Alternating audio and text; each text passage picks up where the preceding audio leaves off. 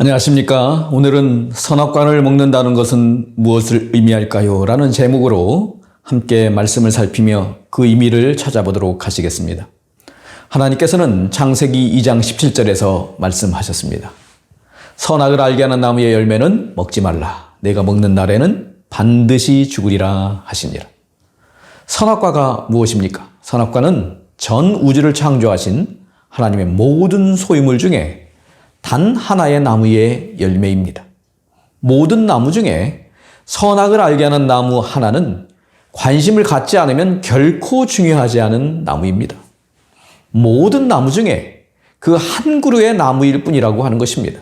제가 충주에서 목회할 때 사과밭에 방문을 갔습니다. 거기에는 은박지가 깔려있고 수많은 사과들이 수확을 기다리고 있었습니다. 거기 수많은 사과 중에 단 하나는 있어도 그만 없어도 그만입니다.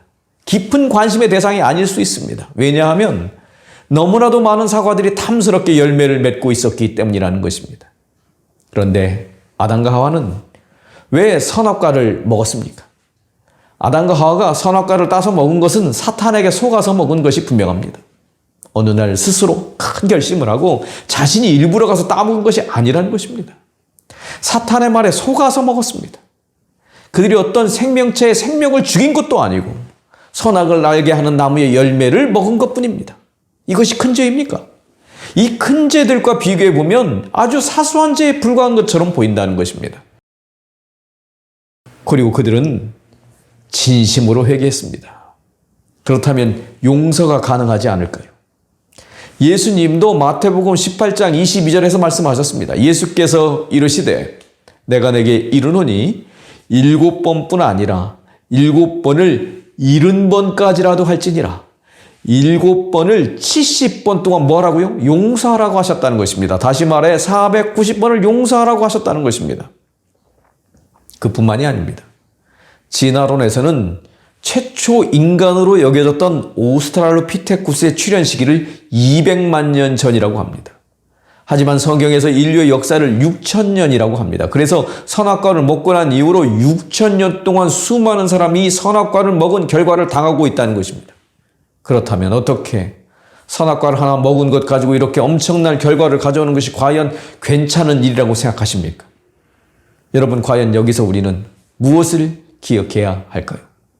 성경에서 죄는 결코 사소한 것이 아니라는 것입니다. 죄는 분명한 특징이 있습니다. 변명하고 감추고 회개하지 않고 깨끗한 척하고 뻔뻔하고 죄에 대한 심판이 없으면 자신이 마치 대단한 존재인 것처럼 죄를 무서워하지 않는다는 것입니다. 그 모습을 보여주는 것이 바로 노아 홍수 때 세상 사람들의 모습이었습니다. 그들의 모든 생각이 악했다고 하는 것입니다. 그리고 그렇게 살다가 사람은 죽습니다. 끝을 생각하지 않고 살다가 그렇게 허무하게 죽음으로 인생을 마치는 사람들이 너무나도 많이 있습니다. 이런 모습을 보면서 과연 선악과를 먹는다는 것이 무엇인가? 그 의미를 살펴볼 필요가 있습니다. 폰 라드는 국제성경주석 창세기 85페이지에서 이렇게 말했습니다. 오직 한 나무만이 제외됐다. 이것은 허용한 자유의 크기에 비하여 너무 적은 제한이다.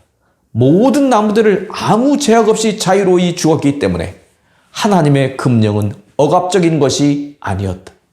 선악과를 먹지 말라는 하나님의 말씀의 의미가 무엇입니까? 하나님과의 관계를 유지하는 길은 바로 이 선악과를 먹지 않고 사는 것이라고 말씀하신 것입니다. 하나님께서는 에덴 동산 곳곳에다가 선악과를 심어 놓으신 것이 아니었습니다. 하나님께서는 에덴 동산 중앙에 단 하나의 나무만 그곳에 두셨습니다. 하나밖에 없는 금지사항이었다는 것입니다. 단순한 금지사항일 뿐 아니라 눈에 보이는 외형적 금지사항이었습니다.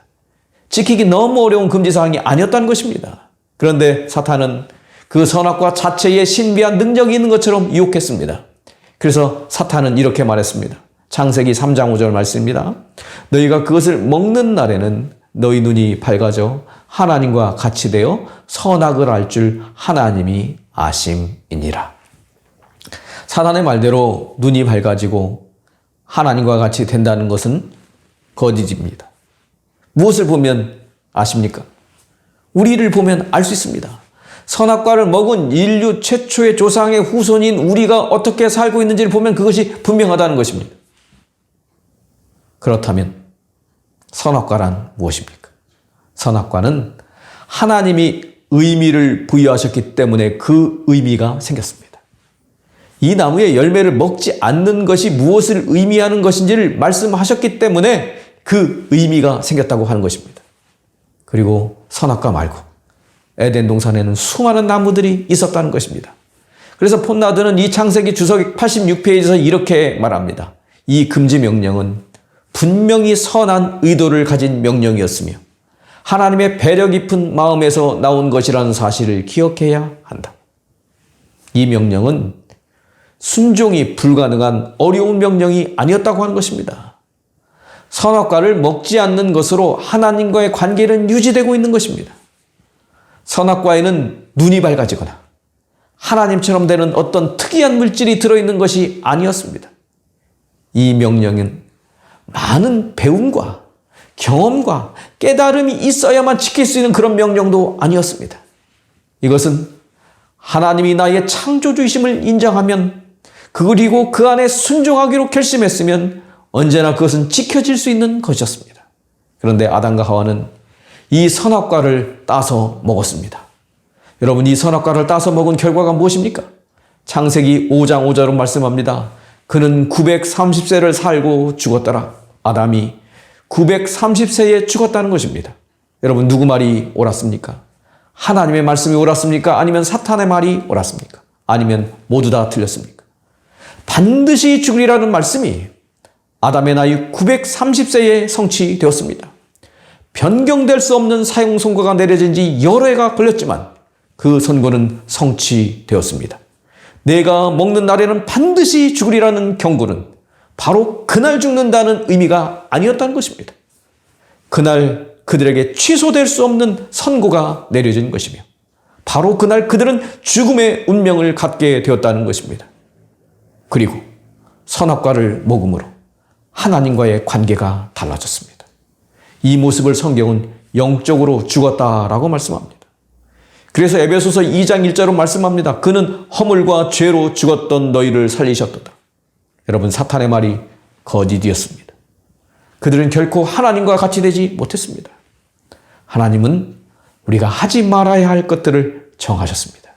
그런데 아담과 하와는 그것마저 함으로 자멸의 길을 선택했습니다.